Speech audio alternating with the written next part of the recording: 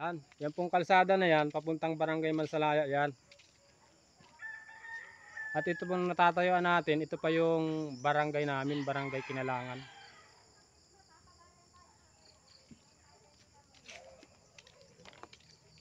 Lakad-lakad na po tayo.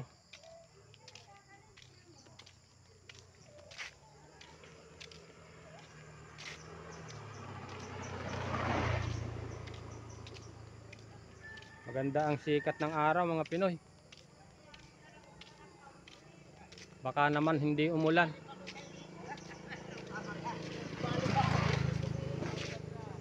Oho. Shout out. Oho, baka sakali lang. Na lahat man ng ano basta wag lang tumigil. Tuloy-tuloy.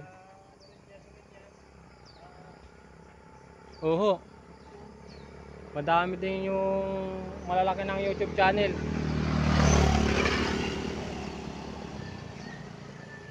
Pinakang malaki dito parang si Ivana Alawi sa kasi Senador Rapi Tulfo. Yung pinakang malaking channel. Ayan mga Pinoy, yung kaibigan po natin si Kuya Iman. Hey Kuya Iman, maglalakad-lakad pa ako. Mabuo kami sa kabila. O doon sa ano ni Kuya doon sa Masalaya.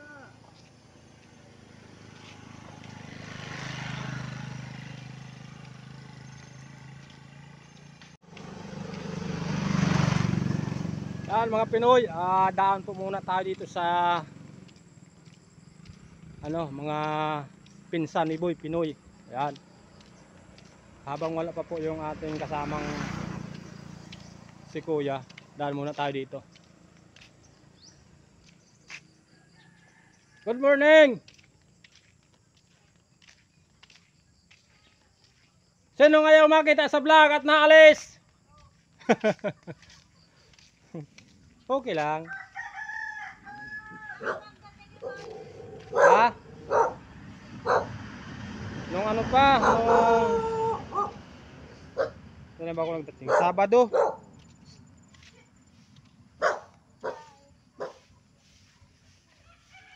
Ayan mga Pinoy, mga pinsan po yan ni Boy Pinoy sila. At shout out po sa maganda kong pinsan yan. Good morning. Ano ilang buwan na yan baby mong yan? 3. Kerbalis, ano yung lalaki? Babae. Kerbalis baby, baka mabalis ka ni Boy Pinoy. Naway natin, good morning. Si Ate Mina nandyan? Tingin eh. Wala na sa kabila. Papa, yun mo. Hintayin ko kaya si Kuya at naghatid pa kay Mary Joy sa bayan. Boy, Pero po, kumusta po? ayan na yung asawa mo. Ha? Ayan na. Wala pa? Nakausap mo. Oo. Papunta daw dito ngayon Awang ko ho. Wala man sabi pa sa akin ay. Papunta daw. Pupunta. Nakausap namin. Ang kagabi ata yun. Ayun siyang gabi. Oo. Yan mga Pinoy, nandito na po tayo at yan po yung sinakyan namin motor. At dyan po tayo madaan. Paahon doon. Medyo malayo-layo pa yan mga Pinoy. Hindi na po kaya ng makapasok ng motor doon kaya iwan lang po yung motor ni Kuya dyan. Malakad na lang po kami paahon doon sa nyugan niya.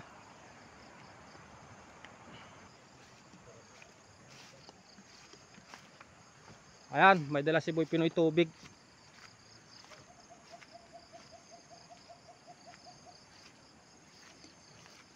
Medyo malayo-layo po kaya i-update ko na lang sa inyo pagdating natin doon.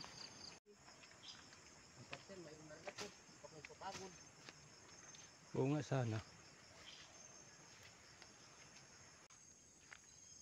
Ayan mga Pinoy, may baka po. Ang ganda ng baka. Oh. Ayan mga Pinoy, ang bait oh. Naman yung camera oh. Ang ganda. Yun, ito po yung kakawitan natin. Ito po yung inaalagaan ng kapatid ko. Siya po ang katiwala dito mga Pinoy. At balang araw baka naman makabili si Boy Pinoy ng ganito.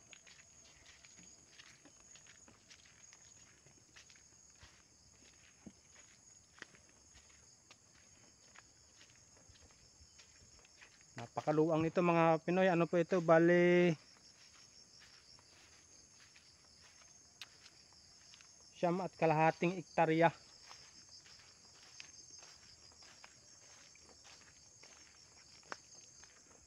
Pero binibenta po ito nung may-ari. Binibenta po yata ng 4 milyon. Matagal na ito mga Pinoy binibenta kaso wala pang buyer na nakukuha. Ano po ito talagang lahat solid na nyugan.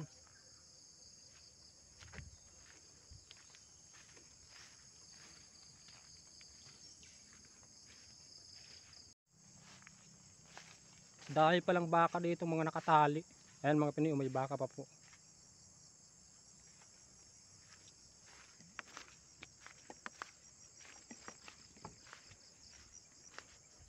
Yun pala, may baka pa rin dyan sa taas, puti.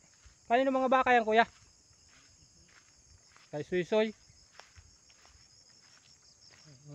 Ayan mga Pinoy, may baka pa rin po. Ang ganda, ang laki. Mak. Yan mga Pinoy, yung bunot oh. Ito po yung dating kuprasan. Wala nang bubong. Yung mga unang vlog ni Boy Pinoy, dito po yun. Yung tayo nagkukupras pa dito. Pero umpisa po nung magdayo tayo sa Maynila, ilang buwan tayong hindi nakatulong dito. Ngayon lang ulit.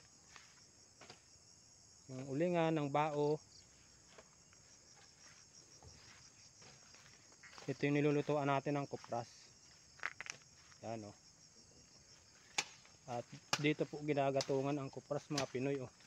Diyan. Diyan sa hukay na yan.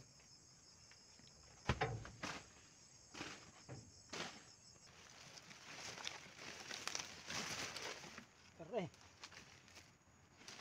Matinik.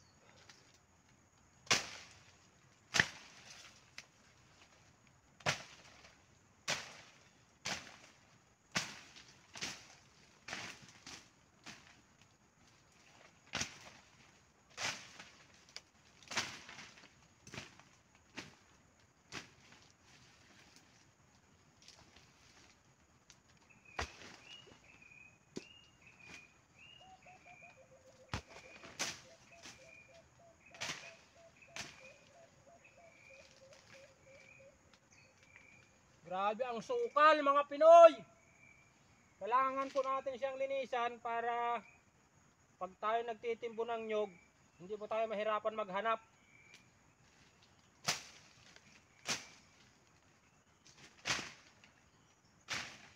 Medyo delikado lang po at sa sobrang sukal, sa sobrang damo, hindi po natin alam baka may ahas o kung anong nandyan sa loob ng kalaan na yan. Kaya may kasamang ingat mga Pinoy. Dami langgam mga Pinoy, ang sakit pong mga gat. Ayan oh. Ang tawag po dito sa amin yan, ligha. Naglilinis po tayo para yung magkakawit ay may madaanan. Marami yung langgam. Ayan oh, yung ating tinatabasan. O ayan. Kaya ito masakitin mga Pinoy mga gat. Ayan po, yung langgam na itim.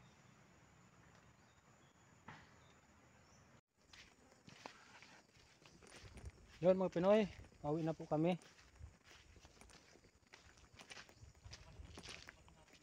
Alin? Bukas na. Yan mga usiwan na yan ano.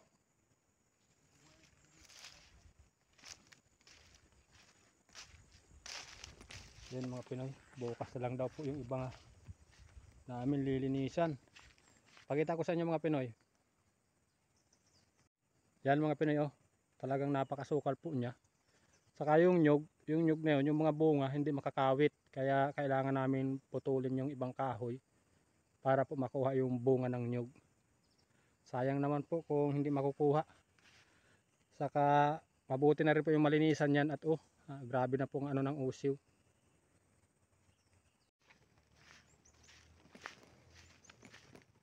Mura na ang buo ngayon mga Pinoy. Ang niyog saka ang kopra. Ano na lang po, yung buo mahigit 5 piso ang 1 kilo. Yun naman ang kopra mahigit 20. Tapos ang bigas natin mga Pinoy sobrang mahal. 60 na po ang kilo. Mayroon din medyo mura-mura, mga mahigit 50. Pero yung ipinangako ni President Bongbong Marcos na sabi niyang gagawin niyang 20 ang kilo ng bigas, hindi po natupad.